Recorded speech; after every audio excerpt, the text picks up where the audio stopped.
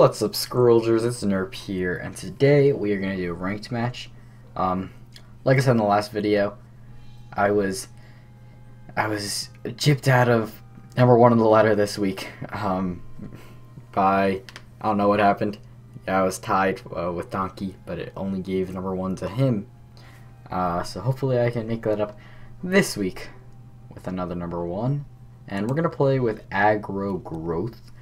And I made some alterations to my last Aggrowth video.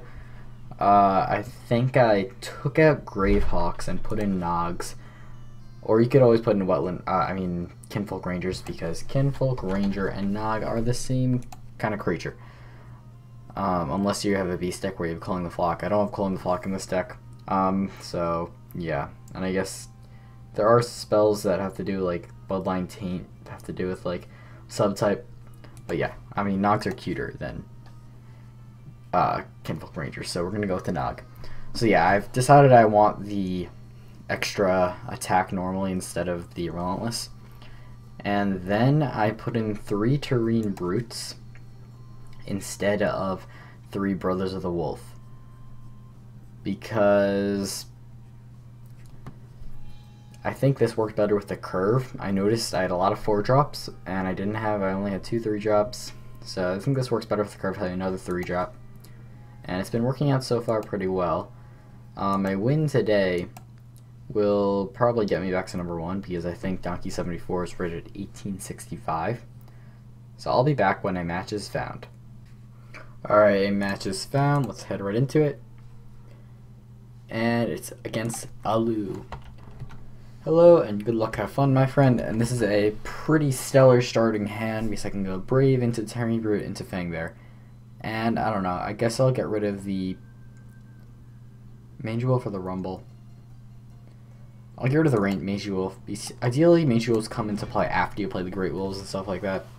And since I actually have another 3-drop and a 4-drop, I'd rather keep the Rumble as a nice utility scroll if I need it.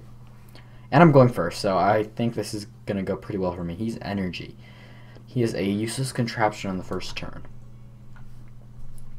Okay, so Kinfolk Veteran is great for the curve. So although Rumble might be nice if he has nice defensive structures, having 2, 3, 4, 5 is amazing. And I mean, the Brave might just get burned in a couple turns, but that's okay. Now he could play like a Hired Smuggler or Gun Out of Behind here, and I wouldn't really have a nice way to get to it. He just uses Spark on that. I guess that's fine. And now, Earthworm Mystic or Terrene Brute. I top deck that Earthworm Mystic, so I have a choice now. I'll definitely sacrifice one of them to play the other. They both have 4 health, but Earthworm Mystic might lower its health because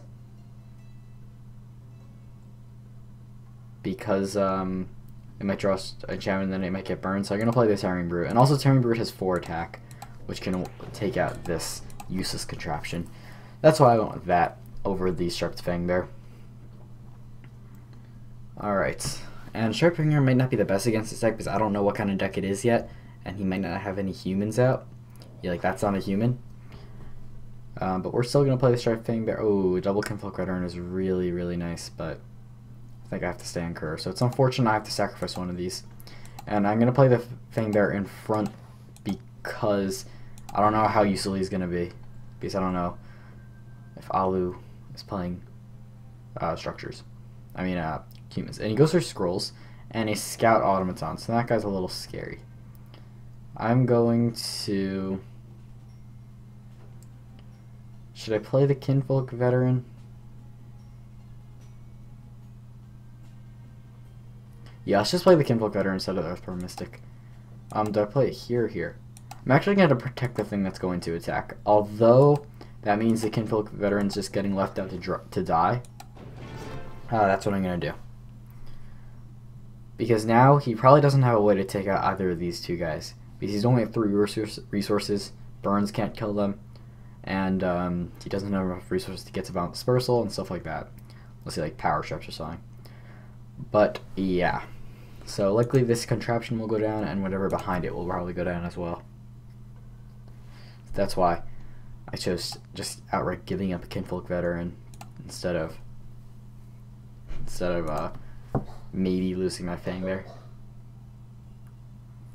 So he went for scrolls again, which tells me that maybe his deck doesn't ramp that high, but I'm kind of happy about that. He's probably only going to have like one play per turn, and the things he put down or does are not going to be that big. Like, worst case scenario here, he probably just plays like another Scout Automaton, which wouldn't even be a big deal. So you have to be careful. Just make sure you're getting enough resources. I know I have 0 scrolls and he has 5, but I'm going to be able to actually play the things that I top deck. And he's running out of time here. I'm not sure what he's debating. Would he have anything to kill this guy? I don't think so. I don't think there's any way for him to kill this Fang Bear this turn. Oh. Oh. Piercing projectile. Huh, you don't see that every day. That is pretty good, because now what that did for him is it dealt 2 damage to this Fang Bear and 1 damage to this Terran Brute. So now this dies to Sparks, Thunder Surges, Sudden Eruptions, and this dies to Burns now, which is actually kind of important. So I guess that was a good play, but I'm just going to take this out right away.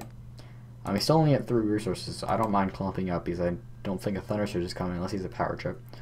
Sacrifice Stag Heart, and I get a Rally and a Brave. I'm going to just play the Brave, I guess. So I'm going to put the Brave all the way in the back. So yeah, not the ideal top deck. Would have loved to get like a 4-drop or a 5-drop, but whatever. I have a Rally for this coming turn, but it's not that Rally doesn't work that well with Terran Brute, because oftentimes his countdown is way too high.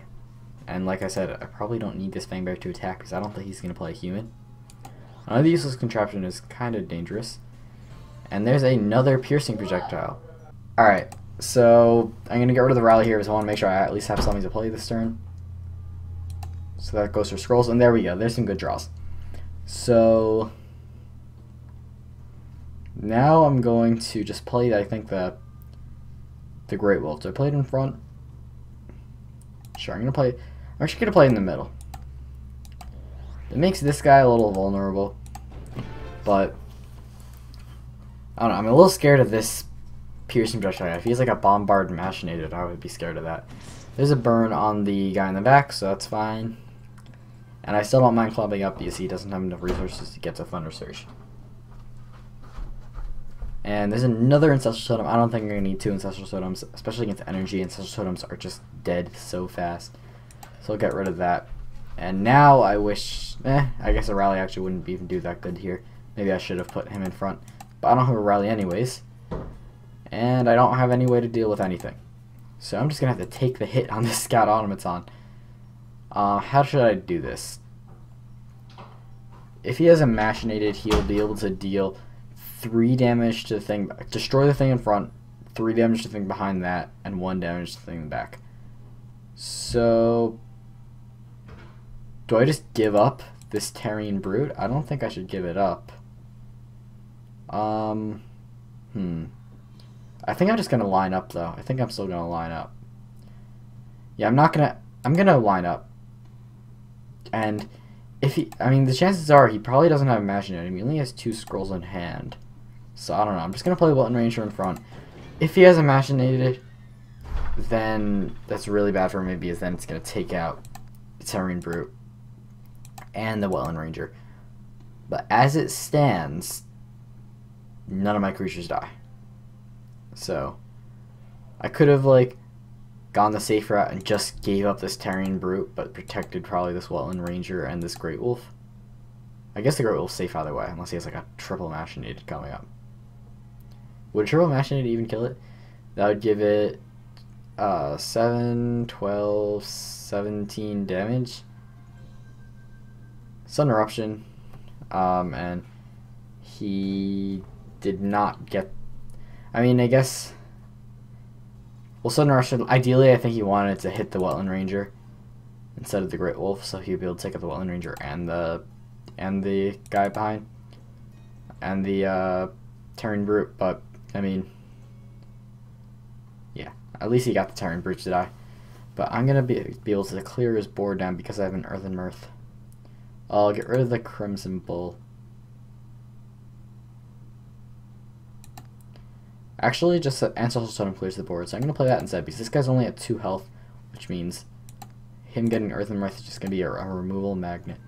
So I'm going to play this up here to the side, and then I'll also be able to get down a Vetter of the Wild. So I'll be able to do more stuff in my turn. And my creatures have low health. So if he has a Sudden Eruption in hand, then that's pretty bad for me. He just played 1. Usually people don't run more than 2. So yeah, if he Sudden Eruptions, all my things would die too. Stuff like that. I have to start getting some healthier creatures in the board, like the Great Wolf and stuff. Because I know he got some nice collateral damage with those earlier piercing projectiles, and there's a Oculus Cannon there. Okay, if I just get like a top deck like Ragged Wolf Veteran, that'll be perfect. I'll get rid of the Stag Heart. I already sacrificed 1 Stag Heart. Once you sacrifice a Stag Heart, then really the other Stag Hearts aren't as useful in the deck.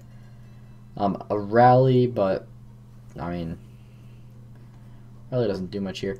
I'm going to move down and try to engage.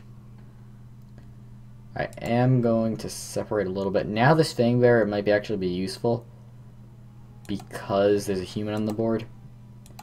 I actually move you back to stay away from like a huge Thunder Surge. And I'll play the Nog. I'll keep the Vetter there. So yeah, this is pretty good. So, I have a Rally to have this Fangbearer attack. Worst case scenario, he has like a Oculus Cannon Bombard, and he's able to take out this whole section up here. Because yeah, 2 health behind 4 health is just the Oculus Hasted Damage Magnet. But he already played an Oculus Cannon. And he just surrenders. So yeah, I guess he didn't have the answers. But I think he still had a chance in the game because I really only had like 1 creature on the board that was a huge threat, and energy can really take things down. Maybe he didn't have any like power trips to have a possible comeback. But yeah, so I got 9 rating for that, 1871. I think that's my highest rating since the last reset, which is cool. And that should put me number 1, which it does. So that'll be it for today. Like the video if you enjoyed, subscribe for more content, and I'll see you guys next time. Thanks for watching.